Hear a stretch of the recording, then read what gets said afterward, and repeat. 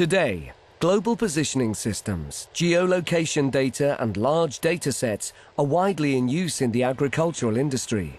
It seems precision farming's time has come.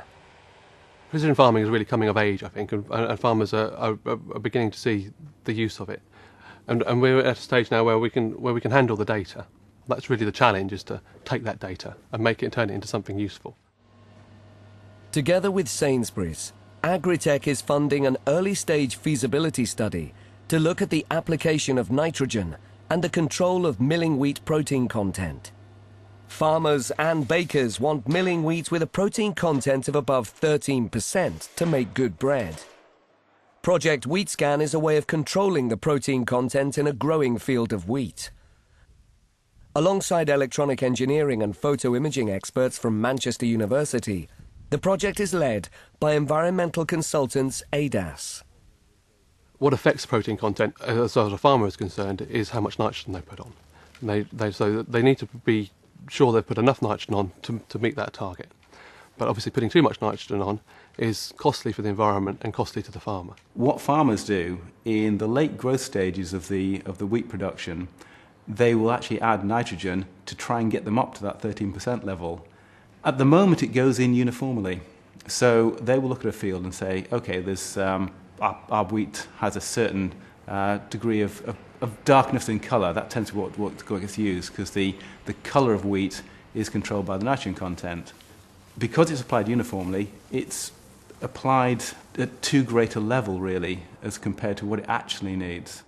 With 70% of the greenhouse gas costs of growing wheat associated with the application of nitrogen fertilizer, the project's overall goal is clear. If we can actually measure those fields, measure the amount of protein that is required, then we will only apply the nitrogen that is absolutely necessary. The current system of protein prediction is done in a laboratory. Farmers have to take the samples and take them to the lab, and they can only get a few results. What we know is there's an awful lot of variability in grain protein content.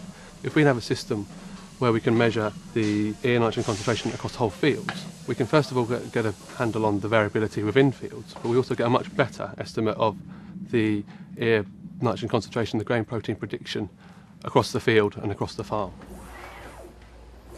The aim of the project team is to make a proof of concept prototype that eventually could be used in the field to provide real-time autonomous protein mapping. What we aim to have in the field is a tractor-mounted camera.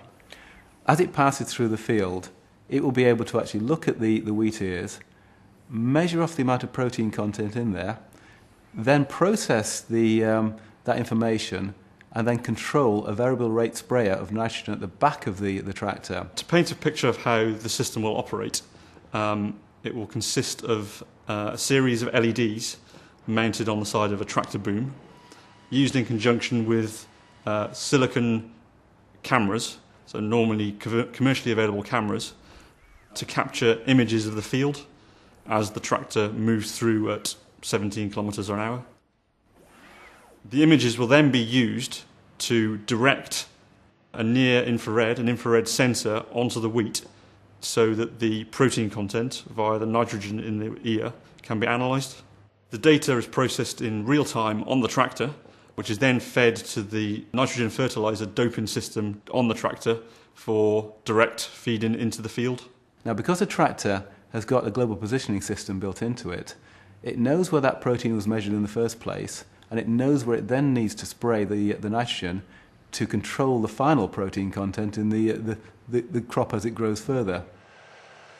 As well as reducing nitrogen carbon emissions and lowering fertilizer cost, if successful, this project could also result in more uniform wheat grain, which could reduce storage costs.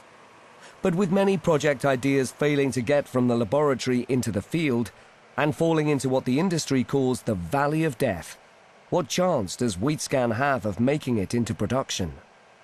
If it was just the university and it was just ADAS, then we've got basically two research bodies.